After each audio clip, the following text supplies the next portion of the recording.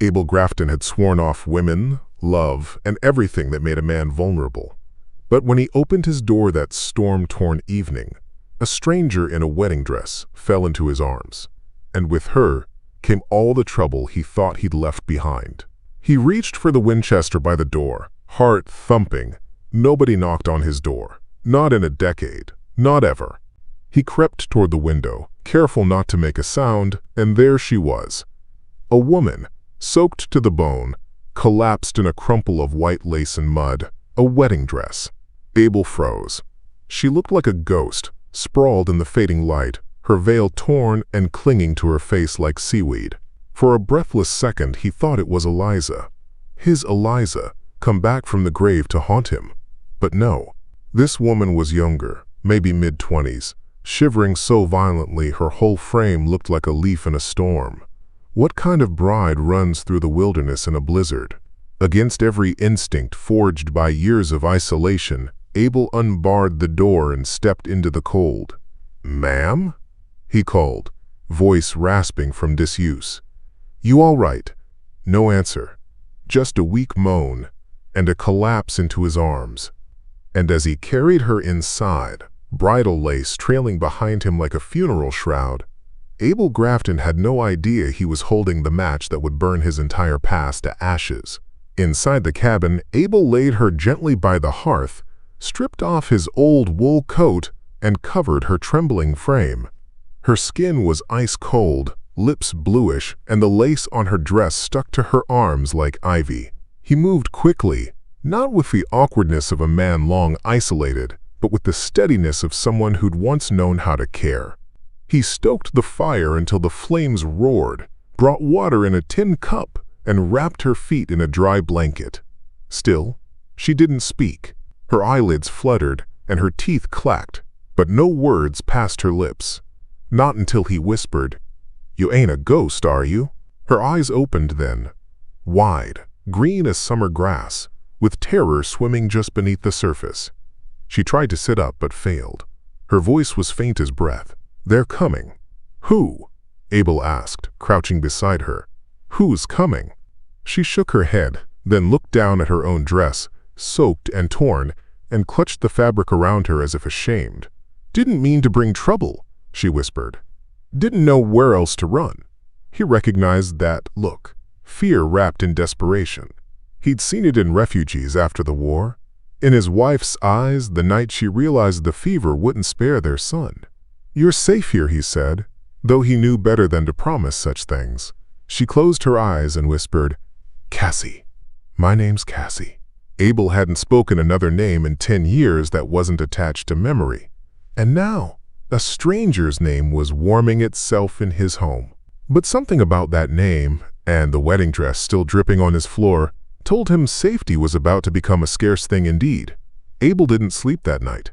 He sat near the door, Winchester across his lap, ears straining for any sound beyond the howling wind and cracking branches. Outside, the rain fell in sheets, masking footfalls, hoofbeats, or worse. Inside, the fire hissed and popped as Cassie stirred on the cot, her fever rising with every hour. She talked in her sleep, not words exactly, more like fragments. "Don't. Please. I said no. Run. Just run." Abel stared into the flames, jaw tight. He'd buried plenty of ghosts in his day, but none had worn a wedding dress soaked in blood around the seams. He hadn't noticed it earlier in the panic, but now that he had, he couldn't unsee it. There, at the hemline, dark stains like red wine bloomed through the lace. At dawn, the storm softened to a drizzle, just enough for the land to breathe again. That's when Abel heard it. Faint but sure, like war drums made of hooves. 3 riders. No more than a mile off. Coming slow. He rose silently, moved to the window, and caught sight of them through the trees. Dark figures, slickers glinting, rifles strapped to their saddles. One wore a bowler hat, the kind lawmen favored. Another had a scar down his cheek, visible even at this distance. The third carried something tied across his horse's flank. It was white. Lace. A torn piece of a wedding veil.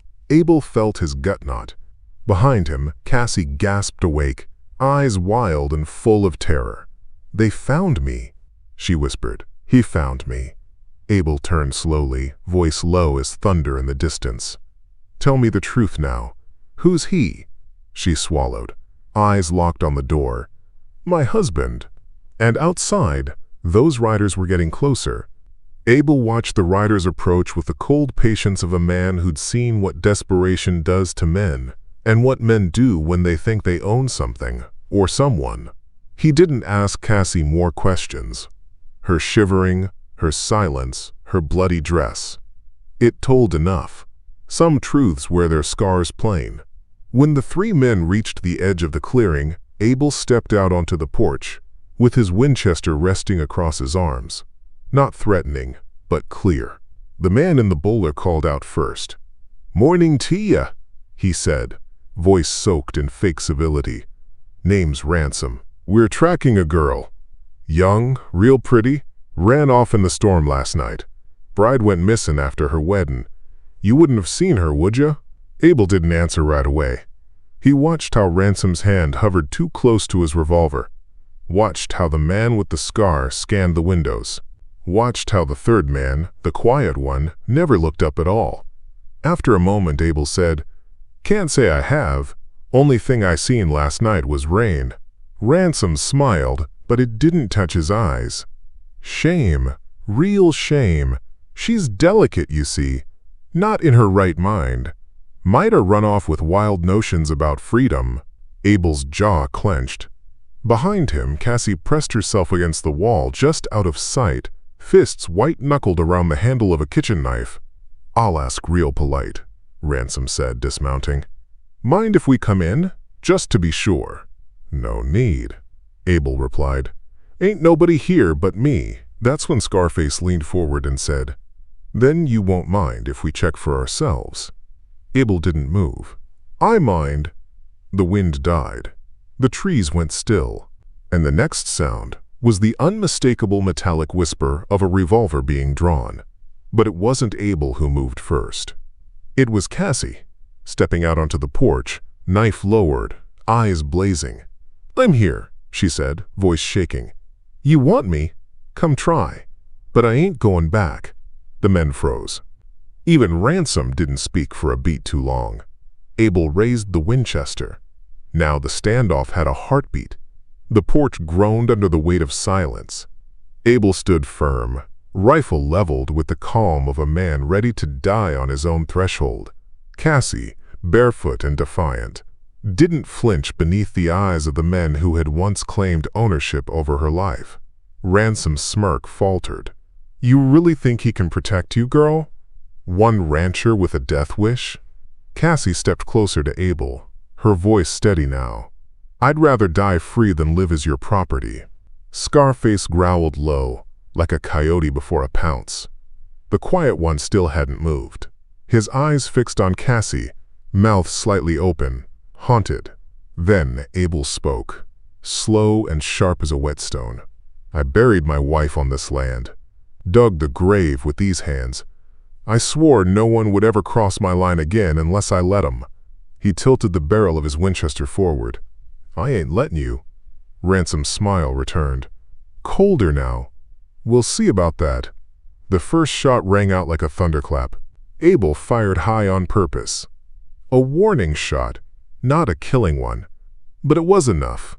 The horses spooked, whinnying and bucking. Scarface's pistol came up too fast, and he fired wild, splintering a porch beam inches from Cassie's head. She didn't scream. She didn't duck. She threw the knife. It caught Scarface square in the shoulder. He howled and dropped his weapon, staggering back as blood darkened his coat. That's when the quiet one moved.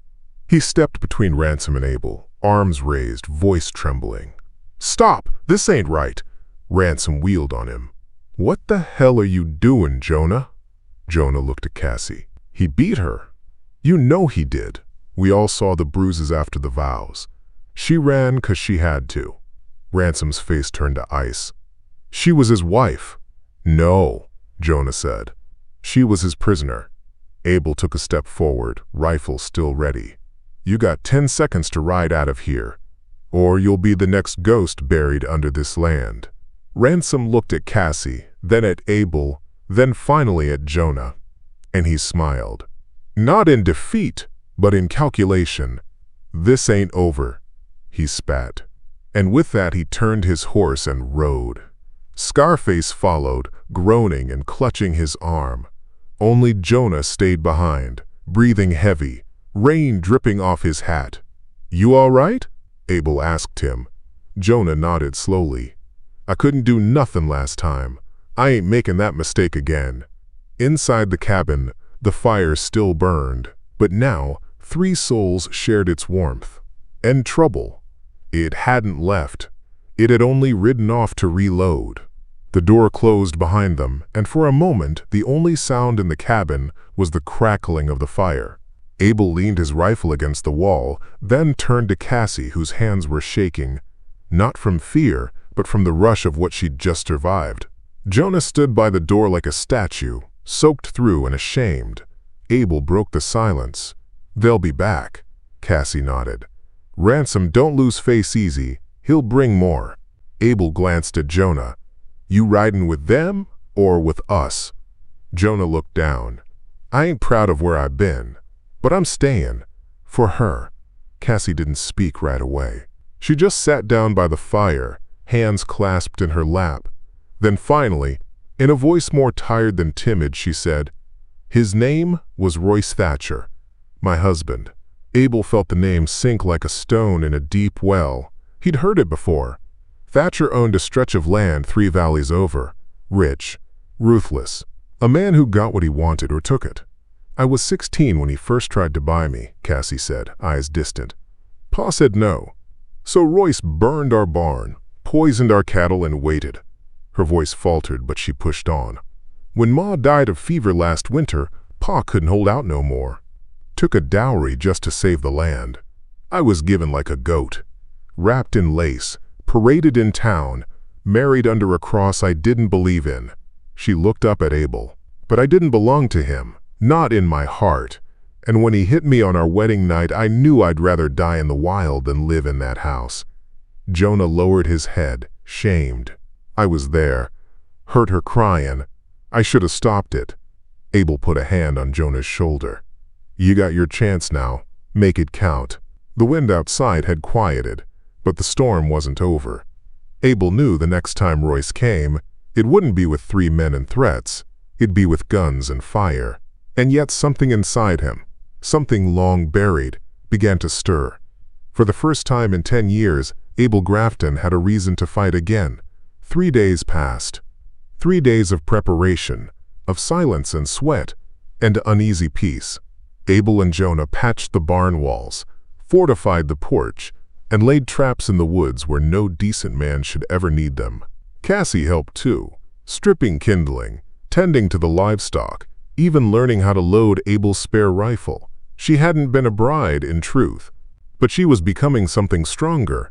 Each night they sat by the fire, sharing a meal, a memory, a plan. And though none of them said it, they all felt the same thing, the ticking quiet before the roar. On the 4th morning, it came. Smoke, not from their own chimney, but distant. North Ridge. A thin black line curling into the sky like a finger of doom. Abel spotted it first. "That's Thatcher's way," he muttered. "Burn one thing to scare the rest." Jonah stepped beside him, shading his eyes. "That's Miller's ranch, 2 miles out." Cassie stood behind them, arms wrapped tight around herself. "He's not just coming for me now," she said. "He's making a point." Abel nodded. "Man like that don't want a woman. He wants obedience. Losing you made him look weak." "We have a day, maybe less," Jonah said. "If he's got the fire started, the riders ain't far behind. They gotta work." Abel unearthed his war trunk, a rusted iron chest beneath the floorboards. Inside, spare ammunition, 3 revolvers, and a map of every trail around the homestead. He hadn't looked at it in years. Now it felt like a weapon in its own right. Jonah scouted the tree line, setting wire traps and burying caltrops beneath loose soil. Cassie stayed behind, oiling the rifles, fingers steady even as her breath came shallow. That evening, just before dusk, they saw them. Riders, a dozen strong, crawling across the ridge like ants on a corpse. At their center rode a man on a black horse, dressed in a white shirt stained with red and a grin too wide for any sane man. "Royce," Cassie whispered. He raised one hand, and the riders stopped. Then he waved it in a slow, mocking arc, and the valley lit up with flame. The ridge burned like a funeral pyre. Abel squinted through the rising smoke, counting silhouettes. 12 riders, armed and armored like hired guns. Not Thatcher's ranch hands. Mercenaries. Men who killed for pay, not principle. Beside him, Cassie clenched the rifle, her hands trembling just once before going still. Jonah knelt behind the fence rail, revolver ready. Royce Thatcher rode to the front of the pack, lifting his hat with theatrical calm. His voice carried across the distance like poisoned honey. "Abel Grafton," he called. "You're harboring a runaway bride. I got claim, I got papers, and I got men who ain't afraid to burn this place to cinders if you make me ask twice." Abel stepped out from cover. He didn't shout, didn't threaten, just raised his own rifle and fired. The bullet slammed into the dirt at Thatcher's feet. A warning shot, clean and deliberate. Thatcher's face darkened. "Wrong move, old man." But Abel didn't blink. "Next one goes higher." Thatcher wheeled his horse back, barking orders. Riders fanned out, half circling left, half right. They meant to flank the house, corner them like game. "Time to vanish," Abel muttered. "Get to your positions." Cassie nodded and darted inside. Jonah moved to the back door, setting the tripwire across the lower step. They'd trained for this, not with soldiers' discipline, but with survivors' desperation. The first rider came through the tree line fast, crouched low on his horse, revolver drawn. Jonah let him get within 10 yards before he triggered the trap. The explosion wasn't large, just a powder keg in a barrel, but it spooked the horse and sent the man tumbling. Abel dropped him with a single shot as he scrambled up. Then came the others. Gunfire split the air like lightning. Lead slammed into the cabin walls, ripping wood, shattering the window pane. Cassie returned fire from the loft, hitting one man clean through the shoulder. Another screamed as he fell from his saddle, arrow through the thigh. Courtesy of a makeshift bow Cassie had whittled the night before. In the chaos, Thatcher advanced. He didn't fire, didn't shout, just rode slow and steady, straight up the middle, daring Abel to aim for him. Inside the house, the fire crackled. Outside, death crept closer by the breath. And Abel Grafton, for the first time in a decade, felt alive. Smoke clouded the homestead like a storm without wind. Gunpowder stung the air, mingling with the smell of scorched pine from the fire rolling off the north ridge. Shots rang in bursts now, not steady, but probing, like wolves testing a fence line. Abel crouched behind the porch post, breath steady, mind sharper than it had been in years. "You holdin'?" he shouted toward the house. "Still breathin'," Cassie called back from the loft. Jonah answered too, voice ragged. "Two down, one's crawlin'. I'll finish him if he tries again." But then, a voice. Not Royce's, no. This one came from Abel's own ribs. Deep and low and old as the war that never left him. Kill him before he kills her. It was the voice of judgment. The one he'd buried 10 years ago, with his wife and child. It came now because he'd picked up a rifle again, because he'd stepped back into a world of blood and fire and consequence. The war wasn't over, it had just been waiting. Suddenly, a rider broke through the brush on the east side. Too close, too fast. Abel whirled and fired, hitting the man square in the chest. The rider slumped, his horse galloping on without him. Cassie screamed from inside. "They're trying the barn!" Abel cursed. That barn held more than hay. It held the dynamite he'd stashed back when he was still mining ore from the canyon wall, meant to be buried and forgotten. Now it might be the only thing standing between them and total ruin. He ducked into the house, just as Jonah slammed the back door shut. "They've got the south covered. I saw Thatcher heading there himself." Cassie dropped from the loft, breathing hard. "We can't hold him off much longer." Abel looked at them both. One man trying to redeem himself. One woman who'd never been allowed to choose her fate. Then he looked at the mantle. At the photograph of his wife and son. He made a choice. "We're not waiting for the next attack," he said. "We're taking the fight to them." Cassie's eyes widened. "How?" Abel loaded 2 sticks of dynamite into a canvas satchel and slung it over his shoulder. "We're going to remind Royce Thatcher what it feels like to be hunted." The rain had stopped, but the ground was soft with mud and blood. Abel moved like a shadow through the underbrush, Jonah on his heels, Cassie watching from the cabin window with a rifle tucked under her chin. The dynamite in Abel's satchel bounced lightly against his back, a deadly rhythm in tune with his pounding heart. Thatcher's men had gathered near the barn, maybe 5 left now, not counting Thatcher himself. They weren't laughing anymore. They were angry, cautious. That made them slower. And slower men die easy. Abel crouched beside a boulder, whispering, "We blow the wagon, scatter them. Then we pick 'em off from cover." Jonah nodded. "I'll get the fuse ready." Abel handed him the satchel. "I'll draw their fire. You light it and get clear. When that wagon goes, we strike." Jonah hesitated. "You sure about this?"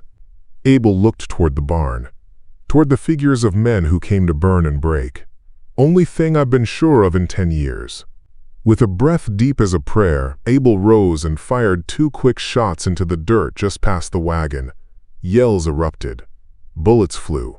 He dove left as lead whistled past his ear, heart hammering like thunder. Behind the barn, Jonah struck the match and touched it to the fuse. It hissed to life. "Go!" he shouted. Abel rolled behind a log just as the earth cracked open. The wagon erupted in a ball of fire, smoke curling skyward as debris rained down. Horses screamed and bolted. One man flew backward like a doll tossed by a child. The others scattered, confused, exposed, afraid. Cassie opened fire from the cabin. Jonah dropped a second attacker near the paddock. Abel rose from cover and charged, his rifle barking, each shot calm and measured. Only Thatcher remained mounted. And now he was riding hard, not away but straight toward the house. Toward Cassie, toward vengeance. Abel fired, missed. Thatcher swerved wide, ducked low and galloped through the front gate as gunfire exploded behind him. "Cassie!" Abel shouted. But she was already there, standing in the open, eyes locked on the man who tried to own her. Royce Thatcher's horse thundered toward the cabin like a hammer falling, and there stood Cassie. No cover, no shield, just her and the rifle clutched in trembling hands. She didn't flinch, didn't move. She stared down the man who'd stolen her life and carved it into a lie. "Out of my way, girl!"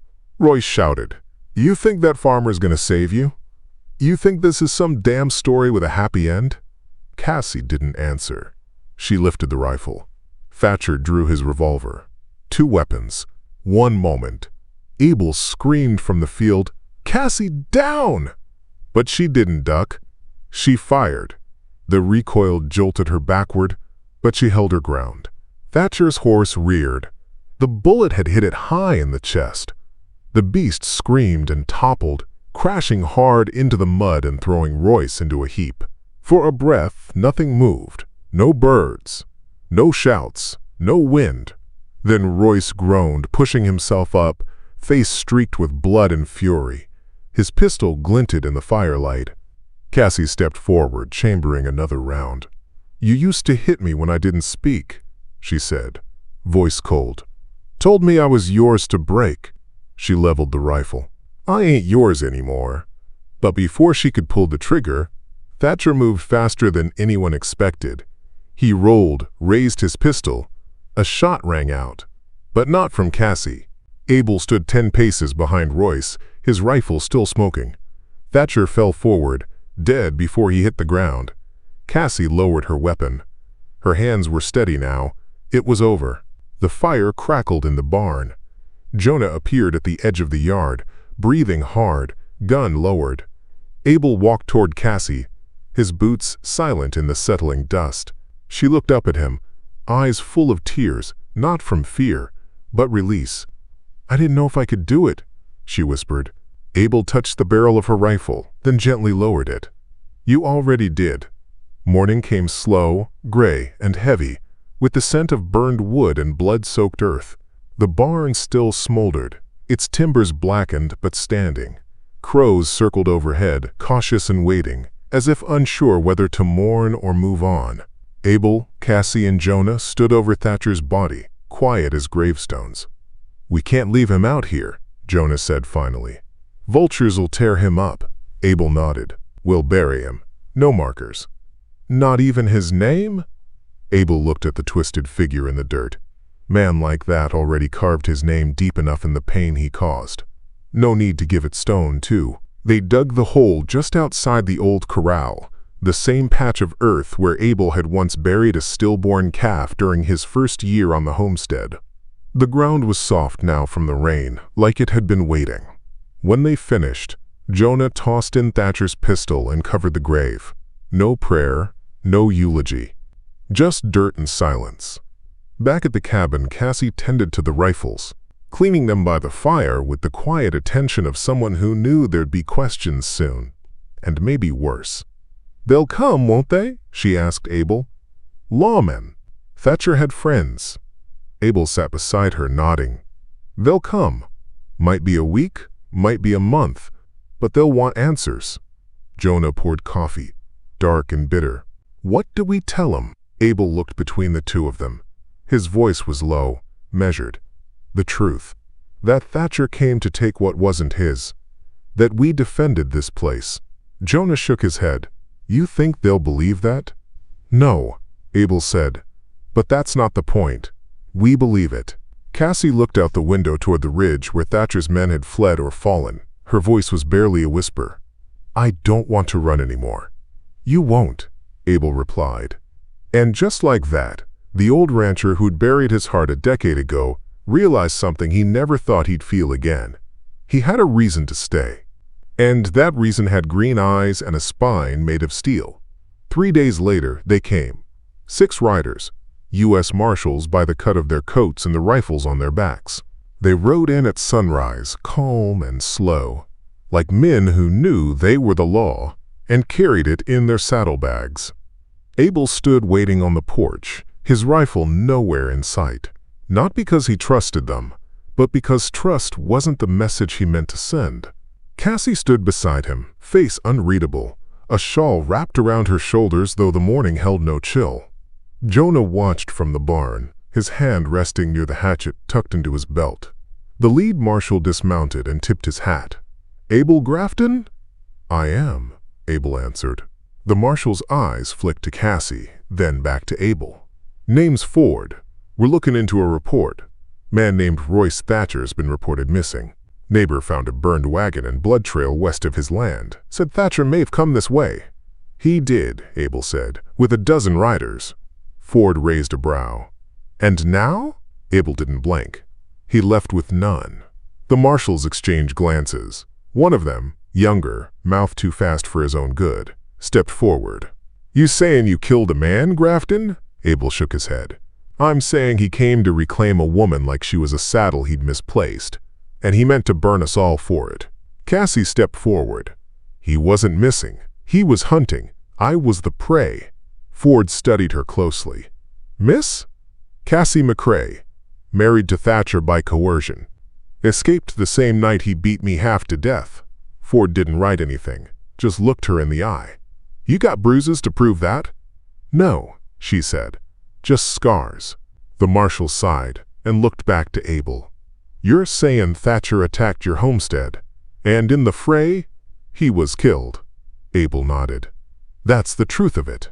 Ford glanced at his men, then stepped closer. You have any witnesses? Jonah stepped from the barn, hands raised. I was one of Thatcher's men. Rode with him that day. Left him that night. And I'll swear before any judge what he came here to do. Ford studied the 3 of them, his eyes searching for cracks in their story, or their courage. But all he found was steel. Finally, he nodded. We'll take your statements. But understand, this'll go to court. There'll be questions. Thatcher was a rich man. Abel didn't flinch. So was every tyrant that ever lost a war. Ford paused, then extended a hand. "Let's write it down proper." And just like that, the truth had a chance to live. Not because it was easy, but because 3 people chose to stand and make it so. News in the frontier spread faster than disease and burned longer than dry brush. Within a week, every saloon from Helena to the Bitterroot Valley buzzed with talk of Abel Grafton and the bride with the rifle. Some said she was a runaway outlaw. Others claimed she'd seduced the old rancher and killed her husband in cold blood. A few whispered that Abel had finally gone mad after all those years alone and shot Thatcher for trespassing. But the ones who mattered, the ones who knew loss, who'd buried sons or weathered beatings from men who drank too much and loved too little, they told a different tale. They said a girl found her voice on a mountain, and a man who'd lost everything found something worth standing for. Still, the weight of it settled heavy on Cassie's shoulders. She sat on the porch one evening staring out at the hills where wildflowers bloomed over Thatcher's unmarked grave. Abel joined her, a cup of coffee in his hand, and a rifle leaned nearby, not out of fear anymore, just habit. "You think they believe us?" she asked softly. Abel took a slow sip. "Don't matter much." "It does to me," she said. "I didn't run all this way to hide again." He nodded, understanding. "Then don't." Cassie looked over at him. "I don't want to be someone's shame story, or someone's ghost bride. I want to stand in daylight and be whole." Abel leaned back in his chair. "Then you do that. You start over. You build. You plant. You name the truth and let it grow roots." She smiled faintly. "And what about you?" He looked out toward the horizon. "Me? I reckon I'll be the fence that keeps trouble back, and the porch that don't ask questions when folks need to sit a while." They sat together in the fading light, 2 people who'd seen too much and survived anyway. And in that quiet moment, the wind carried no judgment, only the sound of peace, learning how to speak again. The summer air carried the sharp scent of pine and fresh-cut hay, a fragile peace wrapping the homestead like a well-worn quilt. But peace, Abel knew, was like frost in spring, beautiful and brief. It was mid-morning when the rider came, alone. Dressed in a brown duster and wide-brimmed hat, silver badge pinned clean to his chest. Not the kind of man who wandered without purpose. Not the kind who smiled easy. He rode up slow, hand never far from the colt at his hip. Abel stepped off the porch, his own hands empty but firm. Cassie watched from the doorway, calm but ready. Jonah stood by the barn, hammer frozen mid-swing. The stranger dismounted, nodded once. "Marshal Thomas Grant," he said. "Territorial authority. Got a few questions about a Mr. Royce Thatcher." Abel gave a curt nod. "He's dead. Attacked this ranch with 12 men. We buried him." "I read the report," Grant replied. "Just wanted to see the faces behind the ink." Cassie stepped forward, brushing past Abel. "You came to see if we were lying." Grant's eyes narrowed. "Ma'am, I've seen plenty of lies in my time, and more than a few truths people wanted buried with the bodies." "And what do you think this is?" she asked, standing tall. Grant paused. "I think a man who beats his bride and comes armed to a ranch to claim her like livestock got what was coming," he said slowly. "But that don't mean the law can shrug and ride on." Cassie's voice was calm. "So what happens now?" The marshal looked between them. "A hearing. Nothing more. Territory needs to see this wasn't murder. It was justice." "And if they decide it was murder?" Jonah asked from the barn. Grant met Abel's eyes. "Then someone hangs." Silence settled like dust. Finally, Abel nodded. "We'll be there." Grant studied him a moment longer, then mounted. "You've got 3 weeks. Trials in Clearwater. Bring your witnesses." He tipped his hat to Cassie, the first man to do so with something like respect, and rode off without another word. As the sound of hooves faded, Cassie let out a breath she hadn't realized she'd been holding. Abel placed a hand on her shoulder. 3 weeks. 3 weeks to prove the truth," she whispered. "No.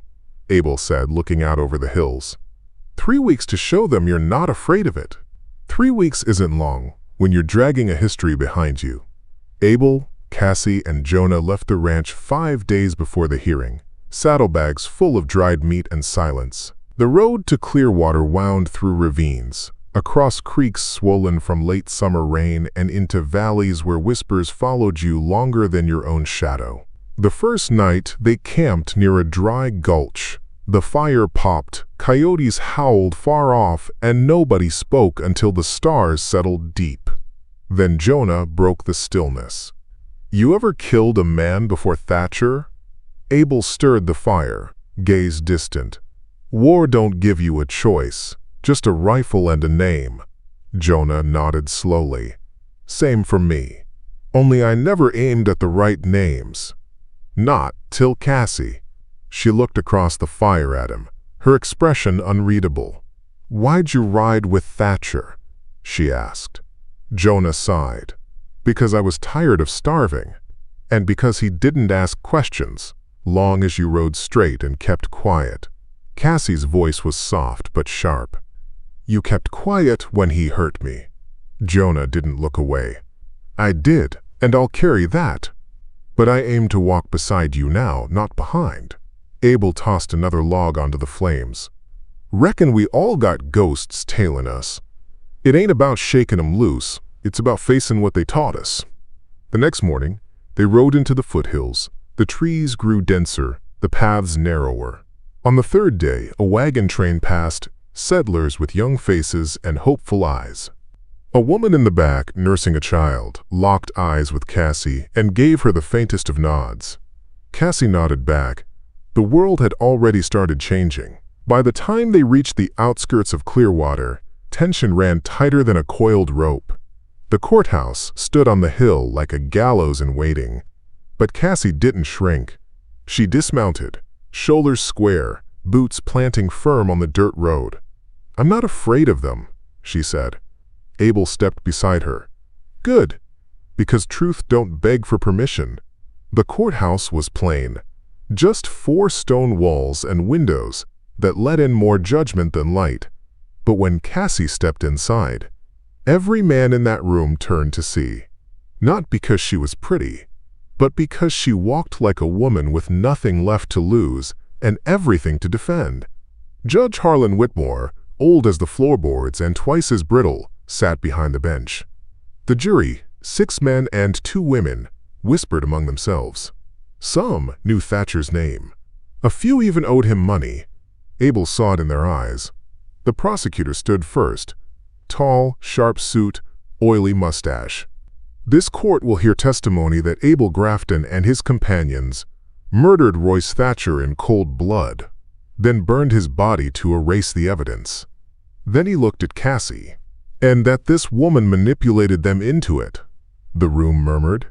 Cassie stepped forward before Abel could rise. "I'd like to speak."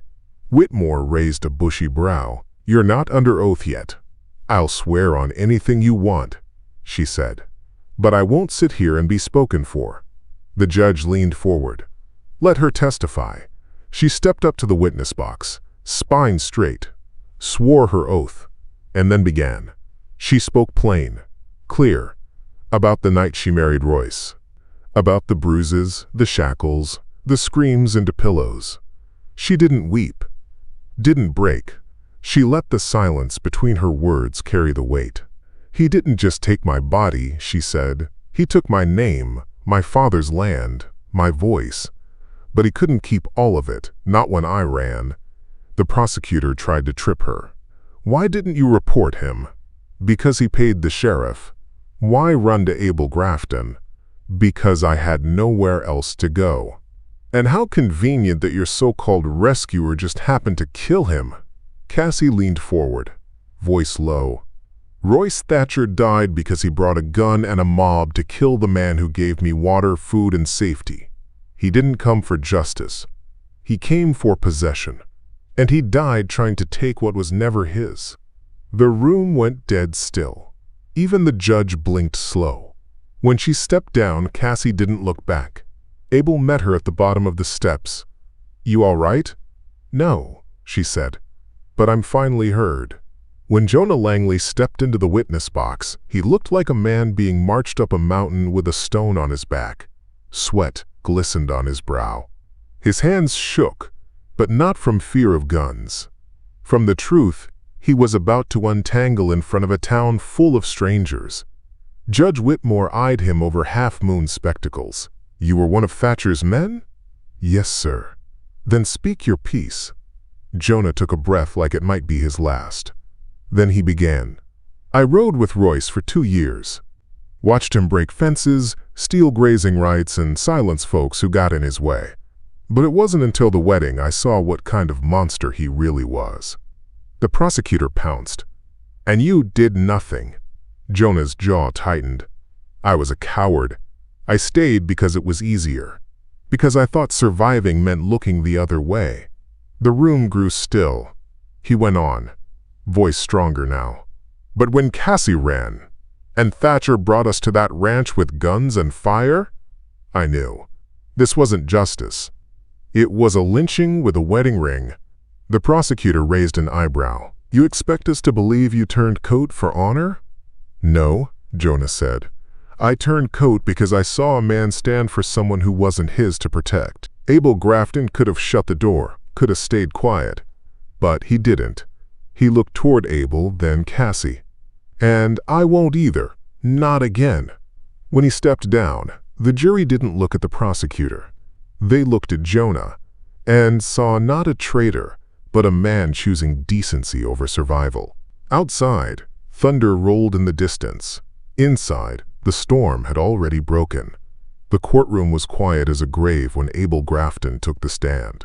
He didn't wear a tie, didn't shave. He looked like the land itself, weathered, still and hard to move. Judge Whitmore gestured. "Mr. Grafton, in your words." Abel nodded. "I lived alone for 10 years. Lost my wife and son to cholera, built fences, mended horses, buried the rest." He looked toward Cassie. "Then one night, a girl in a silk dress knocked on my door and collapsed. The jury leaned in. She didn't ask for much, just to live. So I let her."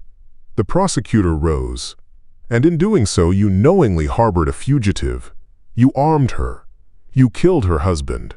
Abel met his gaze steady. "I didn't kill her husband." The prosecutor smirked. "Oh? I killed a man who brought 12 guns to reclaim a woman he'd already broken." He turned to the jury now, voice rising like thunder before a flood. "I fought in the war. Saw men kill because they were told to. Saw women torn from homes said to be property under God. And I swore I'd never be part of it again." He looked at Cassie. "Until she stood on my porch. Not begging, not weeping, just breathing. That was enough for me." A long silence followed. Then he finished, soft but iron solid. "I buried Thatcher with my own hands. Not because I was proud, because the land needed to know it wouldn't feed on fear anymore."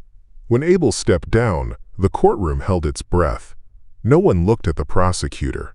They only looked at the man who had stood between death and decency and chosen the harder road.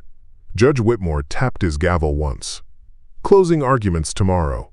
Jury will deliberate after." As Abel returned to Cassie's side, she slipped her fingers into his. "I never said thank you," she whispered. "You don't have to," he said. "Just keep walking." The morning broke slow over Clearwater, dragging mist across the fields like a veil not yet lifted. Inside the courthouse, the jury filed in with solemn faces and the weight of 100 eyes pressing on them. Judge Whitmore didn't speak at first. He let the silence bloom, heavy and unflinching. Then he asked, "Have you reached a verdict?" The foreman, an old rancher with sunburnt skin and eyes that had seen more sorrow than joy, stood. "We have, Your Honor." In the matter of Abel Grafton, Cassie McCrae, and Jonah Langley, charged in the death of Royce Thatcher. "What say you?" The man didn't blink. "Not guilty." A sound like breath releasing after years of holding swept the room. No cheers, no gasps, Just the steady, stunned silence of a town realizing it had witnessed something rare. Justice, quiet and unadorned. Judge Whitmore nodded once. Then, "This court is adjourned." Abel didn't move. Not at first. Not until Cassie gripped his hand and whispered, "We're free." "No," he said softly. "Now we begin." They stepped outside into the light. Faces turned toward the sun like people seeing it for the first time.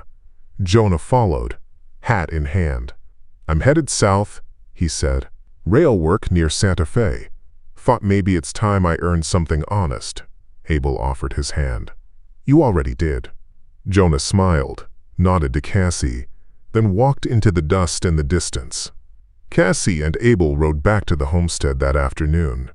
The fences still stood. The barn still leaned. The porch creaked, like it remembered every story whispered into its wood. They unpacked in silence until Cassie turned to him and asked, "Do you still talk to the wind?" Abel smiled. "Only when I want it to listen." She stepped beside him, their hands brushing. "Then let's give it something worth carrying." And beneath that wide Montana sky, where fire once raged, where fear once ruled, two people began again, not with vows or parades, but with soil under their boots, hope in their hearts, and the truth walking right beside them.